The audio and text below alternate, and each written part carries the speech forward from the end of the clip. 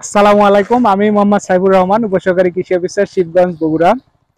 আপনারা নিশ্চয়ই দেখে বুঝতে পারছেন যে আমাদের সামনে যে উপকরণগুলো দেখা যাচ্ছে এগুলো হচ্ছে বস্তা। আর এই সময়ে সবচেয়ে আলোচিত যে বিষয় সেটা হচ্ছে বস্তায় আদা চাষ। এখানে আরেকটা কৌশল এখানে আমরা আজকে দেখাবো, সেটা হচ্ছে আপনি যখন মাটি প্রস্তুতের পর বস্তায় মাটি উঠাবেন, এখানে ছোট্ট একটা কৌশল অবলম্বন করলে কিন্তু যেখানে আপনি বস্তাটা রাখবেন সেটা সুন্দরভাবে রাখা যাবে এবং রাখার যে স্পেসটাও কম লাগবে। তো কিভাবে সেটা একটু দেখাবো। আপনি এই বস্তাটা একটু নিয়ে আসেন, ওভাবে নিয়ে আসেন।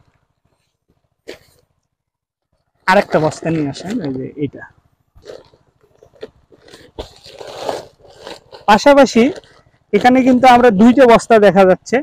এই দুইটা বস্তার মধ্যে পার্থক্য হচ্ছে, দেখেন, এই বস্তাটা যখন আমি রাখছি, এই বস্তাটা রাখছি, রাখার পরে এই পাশ এবং এই পাশ, এই দুই পাশে কিন্তু একটা আলাদা স্পেস নিয়ে আছে।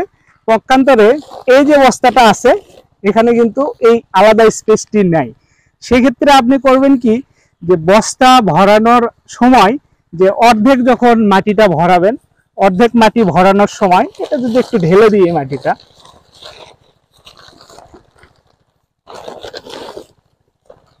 আরো যদি একটু ঢেলে দিই,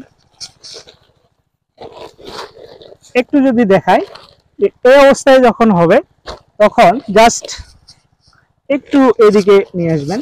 এই যে যে কোনাটা আছে, এই দুই কোনাটা এরকম একটু ভিতরে ঢুকাই দিবেন।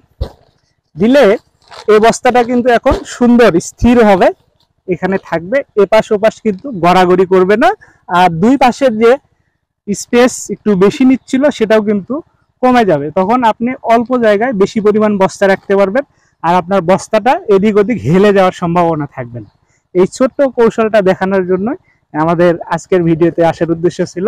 তা আপনারা যখন বস্তায় মাটি ভরাট করবেন, ছোট্ট এই কৌশলটা অবলম্বন করবেন, তাহলে সুন্দরভাবে বস্তাটা মাটিতে দাঁড় হয়ে থাকবে। জাস্ট অর্ধেক মাটি ঢুকানোর পরে এই দুই কোণাটা একটু ভিতরে ঢুকায় দেবে।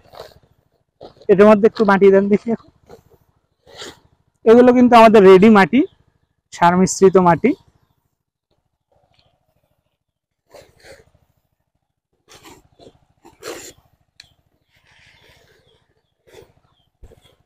বাস, আর লাগবে না।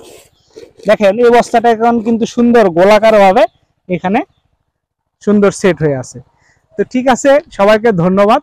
আজকের এই দুইটা কৌশল, এই দুটো ছোট্ট টেকনিক দেখানোর জন্য আমাদের আজকের ভিডিওতে আসার উদ্দেশ্য ছিল। তো সবাই ভালো থাকবেন, এখানে শেষ করছি।